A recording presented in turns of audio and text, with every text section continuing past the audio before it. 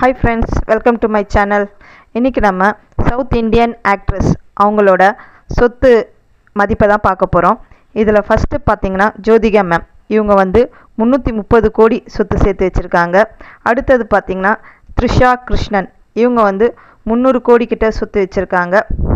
அடுத்தது நம்ம நயன்தாரா மேடம், இவங்க வந்து 200 கோடி கிட்ட சொத்து வச்சுருக்காங்க. அடுத்ததாக பார்த்தீங்கன்னா நம்ம அனுஷ்கா ஷெட்டி, இவங்க வந்து 130 கோடி சொத்து வச்சுருக்காங்க. தமன்னா பாட்டியா பார்த்திங்கன்னா 120 கோடி சொத்து சேர்த்து வச்சுருக்காங்க. அடுத்தது பார்த்திங்கன்னா நம்ம சமந்தா ரூத் பிரபு, அவங்களும் நம்ம ராஷ்மிகா மந்தனா, இவங்க 2 பேரும் பார்த்திங்கன்னா கிட்டத்தட்ட 100 கோடி கிட்ட சொத்து இருக்குங்க.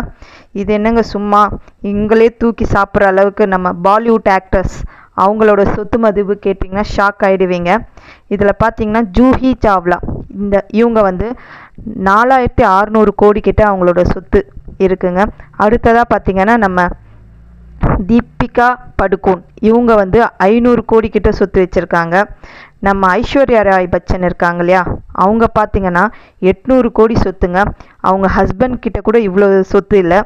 நம்ம அடுத்ததாக பார்த்திங்கன்னா நம்ம பிரியங்கா சோப்ரா, இவங்க பார்த்திங்கன்னா 650 கோடி கிட்ட இவங்களோட சொத்து இருக்குது.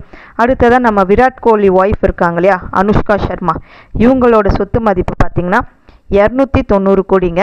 அடுத்தது நம்ம ஆலியா பட், அவங்களோட சொத்து மதிப்பு பார்த்திங்கன்னா 550 கோடி கிட்ட வச்சுருக்காங்க.